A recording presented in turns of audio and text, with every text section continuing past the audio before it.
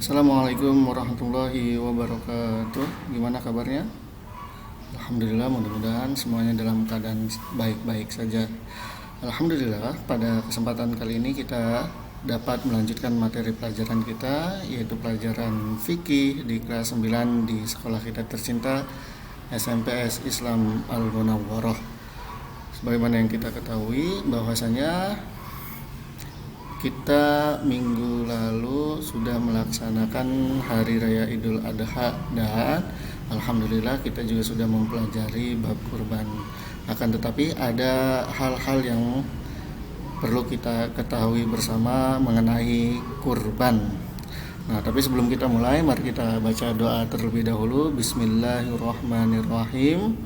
Raditu billahi rabba wa bil islami dina wa bi muhammadin nabiyya wa rasula rabbi zidni ilman warzuqni fahman amin ya rabbal alamin. Mudah-mudahan apa yang akan kita pelajari membawa kebaikan untuk kita semuanya.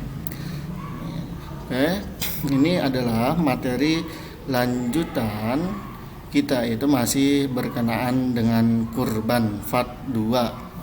Oke, kurban kita mulai. Sunnah-sunnah dalam kurban. Di dalam melaksanakan kurban ada sunnah-sunnah yang dapat dilakukan. Sunnah-sunnah tersebut meliputi tata cara penyembelihan hewan kurban. Sunnah-sunnah kurban juga dikerjakan akan mendapatkan pahala, sedangkan jika ditinggalkan tidak mendapat dosa. Definisi ini adalah definisi hukum sunnah. Nah, nanti ada wajib dan yang lain-lainnya, itu bisa kalian lihat, bisa teman-teman lihat di video-video sebelumnya tentang istilah-istilah dalam Islam. Silakan dipelajari ulang. Nah, tetapi yang akan kita bahas pada kesempatan kali ini adalah tentang sunnah-sunnah dalam kurban. Beberapa sunnah kurban adalah yang pertama, membaca basmalah sebelum melakukan sembelihan. Nah, kalau yang kita pelajari minggu lalu itu Bismillahi Allahu Akbar. Itu adalah yang kita baca doanya. Tetapi kalau sunnah-sunnahnya itu membaca bismillah terlebih dahulu, Bismillahirrahmanirrahim. Nah, ini yang pertama, sunnah yang pertama. Sunnah yang kedua adalah membaca sholawat Nabi yang dilakukan setelah membaca basmalah. Jadi baca bismillah dulu, kemudian baca sholawat, baru membaca takbir, Bismillahirrahmanirrahim. Dan yang keempat, binatang kurban sebaiknya disembelih sendiri oleh yang berkurban kalau bisa menyembelihnya. Tapi kalau nggak bisa, maka ada tukang jagal yang menyembelihnya. Sedangkan orang yang berkurbannya hendaknya dia menghadiri waktu penyembelihan kurban tersebut. Dan yang kelima, berdoa agar kurbannya diterima oleh Allah Subhanahu wa Ta'ala. Nah, kalau kita urutkan, ini cara penyembelihannya kayak gini. Kalau kita mau mendapatkan sunnah-sunnah kurbannya, Bismillahirrahmanirrahim. Allahumma sholli ala sayyidina Muhammad wa ala ali sayyidina Muhammad. Bismillahi Allahu Akbar. Nah, baru disembelih setelah itu. Ini adalah sunnah-sunnah dalam berkurban. Berikutnya ini masih lanjutannya, ada 6. Nah, yang keenam, binatang yang disembelih hendaknya dihadapkan ke arah kiblat.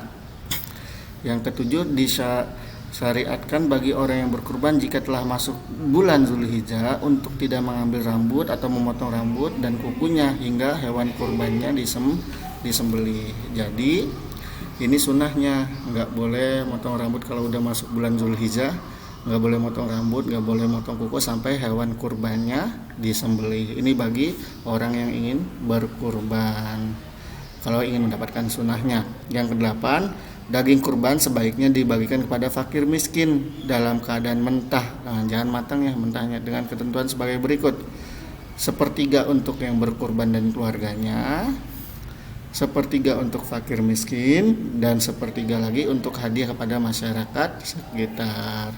Hal ini sudah terjadi di lingkungan kita, di mana orang yang berkurban akan mendapatkan daging dan masyarakat sekitar yang membutuhkan juga akan mendapatkan daging tersebut, dibagi-bagikan. Dan kesembilan, penyembelihan hewan kurban atau pengurus kurban boleh saja menerima daging kurban, tetapi bukan upah sebagai penyembelih atau pengurus. Nah, kan biasanya ada yang ngurusin tuh, itu bukan disebutnya, bukan upah, hanya dikasih jatah kurban, daging kurban saja. Ini adalah sunnah-sunnah penyembelihan hewan kurban. Kalau kita mau mendapatkan pahalanya, pahala kesunahannya, maka kita lakukan satu per satu. Dan yang ke-10 adalah dilarang menjual daging kurban. Nah, nggak boleh menjual daging kurban. Jadi daging kurban itu nggak boleh dijual ya. Alhamdulillah tadi kita udah ada 10 macam sunnah-sunnah dalam berkurban. Mudah-mudahan kita bisa mengamalkannya. Nah, yang kemudian adalah jenis hewan kurban. Jenis hewan yang diperbolehkan untuk kurban adalah hewan ternak, yaitu hewan yang diternakan untuk diperah susunya atau dikonsumsi dagingnya. Hewan-hewan yang diperbolehkan untuk dijadikan kurban diantaranya yang pertama, unta yang telah berumur 5 tahun kalau mau berkurban unta, atau sapi yang telah berumur 2 tahun. 3, kambing yang sudah berumur 2 tahun. 4, domba atau biri-biri yang sudah berumur 1 tahun atau telah lepas giginya sesudah berumur 6 bulan. Itu disebut dain. Jadi ini adalah kriteria atau jenis hewan kurban yang boleh jadi kurban. Unta yang udah umurnya 5 tahun, sapi yang udah 2 tahun, kambing yang udah berumur 2 tahun, domba atau biri-biri yang udah berumur 1 tahun atau telah lepas giginya. Biar apa? Biar dagingnya juga udah berisi, nggak terlalu kecil dikurbankannya. Ini adalah jenis hewan kurban. Dan syarat hewan kurban, ada syaratnya. Yang pertama, hewan harus sehat dan tidak cacat, misal tidak pincang, tidak buta, telinganya tidak rusak dan tidak kurus, serta ekornya tidak dipotong. Jadi pas kita membeli hewan kurban, kita harus periksa dulu hewan kita apakah ada punya cacat atau tidak. Karena hewan yang kita kurbankan adalah yang terbaik, yang paling bagus. Umur hewan kurban untuk domba atau kambing yang telah berumur 1 tahun atau lebih telah berganti gigi. Adapun untuk sapi atau kerbau yang telah berumur minimal 2 tahun atau lebih. Ini syaratnya, syarat hewan kurban. Dan ketiga, penentuan umur kambing atau domba dapat dilakukan dengan memperhatikan pergantian gigi pertama menjadi gigi terasah. Nah, hal-hal untuk mengetahui kayak gini tentu tukang hewan kurban pasti tahu, yang suka melihara kambing, kerbau dan yang lainnya pasti tahu. Kalau kita nggak melihara ya susah memperhatikannya. Dan yang keempat, hewan kurban disembelih sesudah sholat Idul Adha sampai dengan 3 hari sesudahnya, itu hari-hari tasyrik. Jadi hewan kurban sebagaimana yang telah dijelaskan di video sebelumnya, disembelihnya setelah sholat Idul Adha selesai. Kalau sebelum sholat Idul Adha sudah disembelih, itu jatuhnya hanya sedekah, bukan berkurban. Keutamaan berkurban. Yang pertama, pengamalan dan pelaksanaan perintah Allah. Kedua, mendidik jiwa ke arah takwa dan mendekatkan diri kepada Allah. 3, mengikis sifat tamak dan mewujudkan sifat murah hati. 4, menjalin hubungan kasih sayang antar sesama manusia, terutama antar golongan berada dengan golongan yang kurang bernasib baik. Kelima, sebagai rasa peduli sosial terhadap sesama umat muslim. Dan yang keenam, ikut meningkatkan gizi masyarakat. Ini adalah keutamaannya. Kita akan mendapatkan keutamaan ini ketika kita berkurban dan kita niatkan ikhlas karena Allah Ta'ala.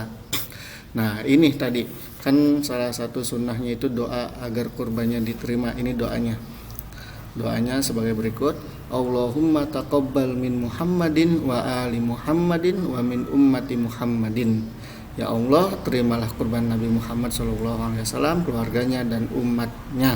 Nah, ini bisa diganti kata Muhammad di sini. Misal yang berkurbannya Pak Ahmad, Allahumma taqabbal min Ahmad wa ali Ahmad wa min ummati Ahmad.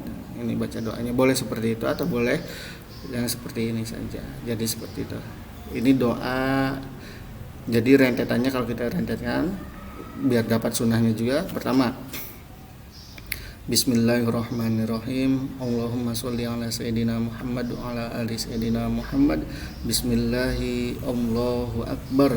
Terus kemudian baca doa Allahumma taqabbal min Muhammadin wa ali Muhammadin wa min ummati Muhammadin. Jadi seperti itu.